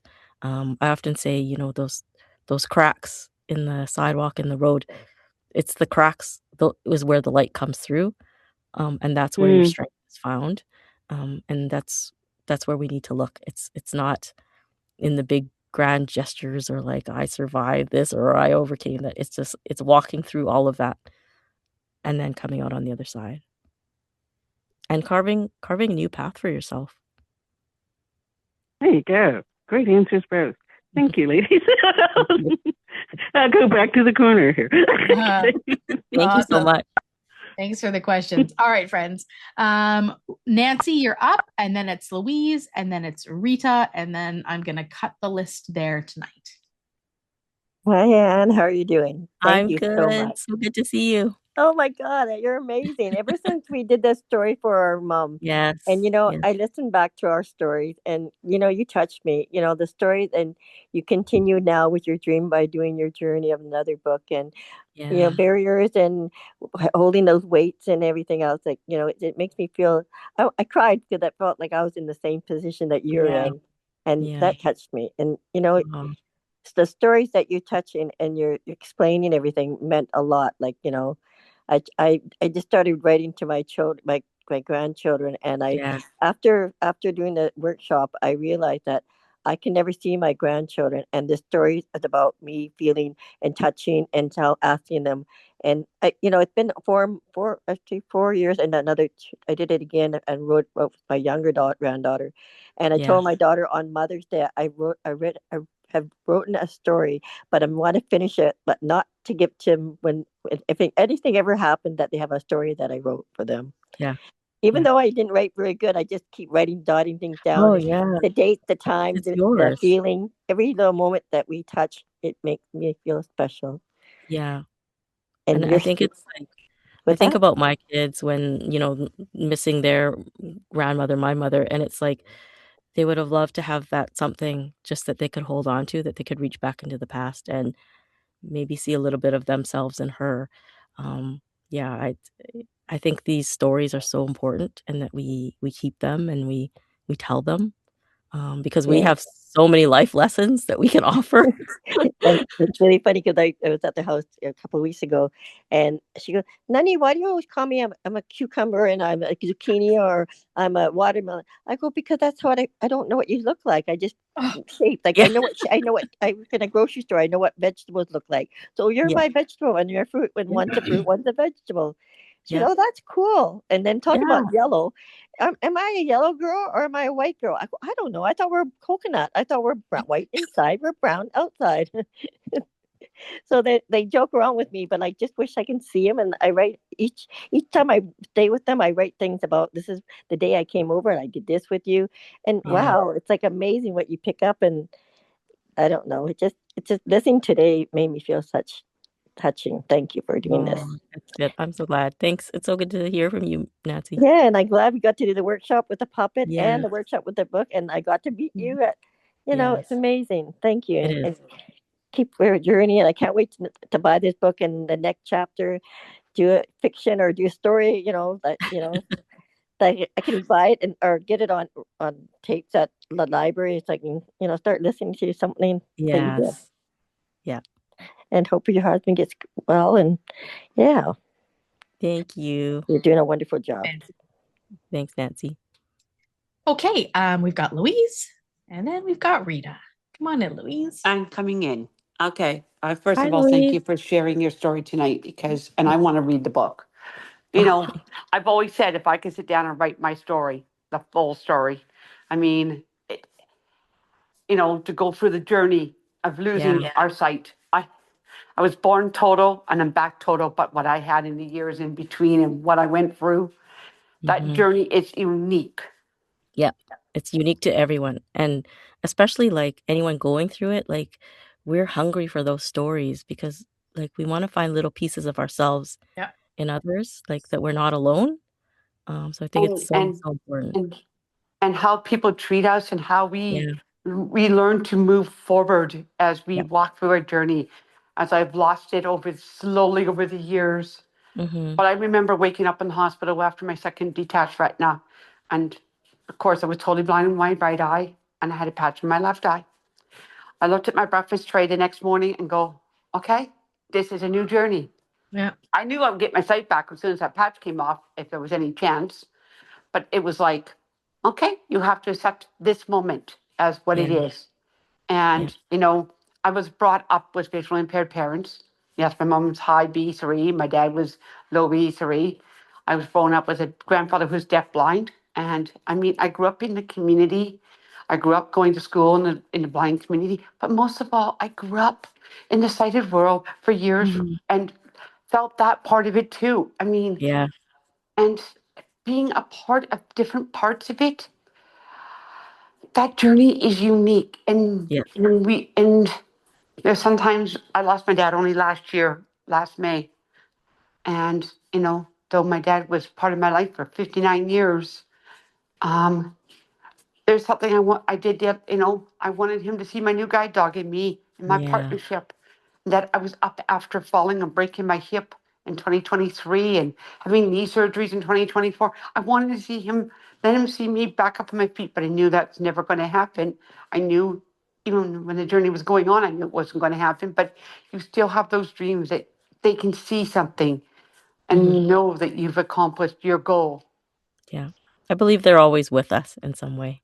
Yes. But, but the fact that you've done this, you've sat down and, sharing it and getting it out, a lot of people don't know how to express themselves when they've lost it. I've accepted it all my life, what I am and who I am. But really, no, you made me realize tonight there was moments I didn't. And I struggled. And, but if we can accept what we are given and who we are, that helps us move forward. Yeah. Yeah. And reshape it into the next possibility. Yes. Each and of the our next chapter, the next book. The next chapter. Yeah, the next chapter. That's right. And, no matter what you've gone through and what I've gone through or any of us have gone through, our stories and our journeys are so unique. We all can sit down and you can write it. I can't. Yeah. Writing is not my strong point. I have it in my heart. I can get parts of it down, and I've written parts and put it aside. When I had to give up my guide dog, my first guide dog, because my son was allergic to dog, I eventually was able to write about it. Yeah. You know, writing, and maybe not writing, but maybe in voice recording, voice notes. Yeah, Those I are never even thought about that. Yeah. But Those are very but just the impactful. fact that you've shared and made me aware that there's things that maybe I still have to look at, and in my journey that I never thought I would have to look at. Mhm. That I, just took it for granted that who I was. Maybe that's not what we have to do. We have to grow in who we are, Mm-hmm. and let others see it. Yeah. It's definitely a So journey. Thanks. it is a journey, and I thank you for sharing. Thank you so much. All right, and we've got Rita. Okay. Last but not least. Okay. So, and first of all, I remember you from when we were doing the workshops about our mothers. Yes. And Hi, that Rita. was, yeah, hi. So anyway, but this was a great, this is a really great book. And Thank you. I especially, I mean, like everybody's journey is unique and, it's kind of interesting. And the way that you've done it by doing like little sections and subsections, that sort of thing, that makes it a lot more organized and a lot easier to follow. So Oh, thank you. that's kind of a nice approach to it, like you're not just writing just off the top of your head and without any organization. So that really makes a big difference. Yeah. I think that's how my mind kind of works too. Yeah, that's great. That is really good. So anyway, but I've really enjoyed it. I'm looking forward to reading it and listening to it. Now, I Thank wanted you. to say something to Perla. I don't know if she's still there or not, but if you have it on Audible, quite often the National Library Service in the States will buy things off of Audible, and then they'll put it on their library. Okay. So sometimes they will also buy things from CNIB. Either way, Okay. so they can get things from other sources. And if you're reading it yourself, it's probably better to get you reading it as opposed to a computer. A computer. Yeah, a computer reading it or that kind of a thing. So yeah. But and Rita, remind us all, is that part of the Marrakesh Treaty? Yes. Yeah. Okay. Well, the Marrakesh Treaty, but a lot of times they will buy it. They'll buy it from Audible or something. So, but the Marrakesh Treaty allows it to go internationally across borders. Yeah. Okay. So anyway, yeah. I'll get it to Audible for sure. Yeah. And I'm looking forward to listening to you reading it aloud or something. Thank you. That would be nice. I'm willing to wait for that, although I'd like to read it before, but I don't know, like sometimes, when things are like an online book, it's not necessarily accessible. Yeah. So that's why I'm not sure, I don't want to buy a print book. Yeah. I could buy an online book, but it might not be accessible. So that's the thing that I'd like to know. So well, hang tight. Hopefully by the fall of this year, I can that would be great. Anyway, thank you, Anne. I really appreciated this. You're welcome. Yeah. You guys have all like the inside scoop of me reading it right now. Yeah. Well, and also the great thing is that since you're a board member here at VocalEye, we will know right away We will know right away. It's released. That's it'll be in our true, yeah. newsletters. It'll be on our social media. It'll be everywhere. So if you're connected to us in some way, you will not miss that this book, the audiobook has been released. Yeah. Awesome.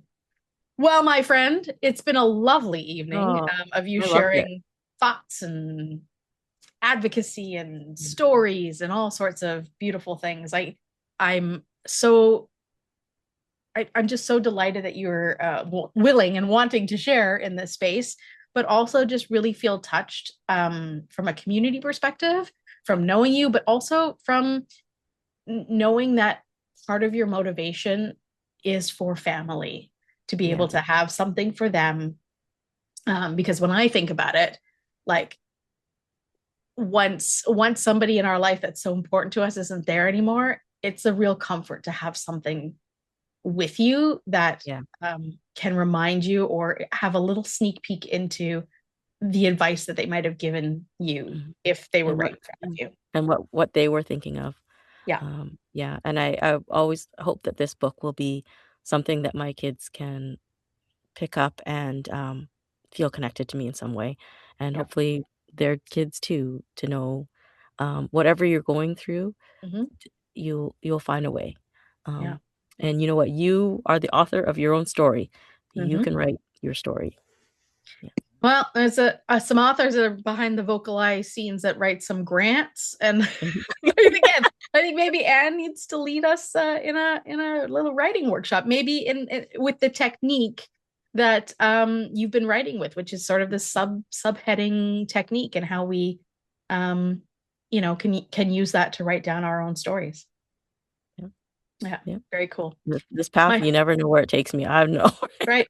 That's right. That's right. Yeah. You never know who's going to invite you to do the next thing. Yeah, exactly. Gotcha. And when I get the book, can you sign it for me? Of course. I want to get a true signer. I know the author. That's right. We'll have to learn to sign it in swell paper, though, so that we can feel your signature. Yeah. There you go. I love it. All right. Well, with that, Anne, I'm going to say thank you so much for joining us here in the Almost Live space. You're welcome back anytime with whatever you write. We'd be happy to host you in the space. And it's been lovely having you. So good. This has been the best. It's these are the kinds of things that totally light me up, and they make me feel so happy, and bring so much joy to me. So thank you so much for having me. Yes, go yellow. Go yellow. And, they make you feel yellow. Everyone for showing up here and your questions, they mean so much to me. It's awesome. Rick, I want you to cue that applause for Anne Mok. Woohoo! There you are, my friend. All right, friends, that's it for this episode of Almost Live. If you're going to get the book on Audible, get it. If you're going to wait for the audio book, we'll keep you posted, but we're looking at this fall. It'll be a nice holiday gift for somebody. Oh, for Mother's Day. Yep. Wink, wink. Christmas. All right. Have a lovely night. Right. Thank you. Have a good night. Bye. Bye. VocalEye, vocaleye.ca. Special thanks to our funders, the Canada Council for the Arts, the British Columbia Arts Council, the Province of British Columbia, and the City of Vancouver.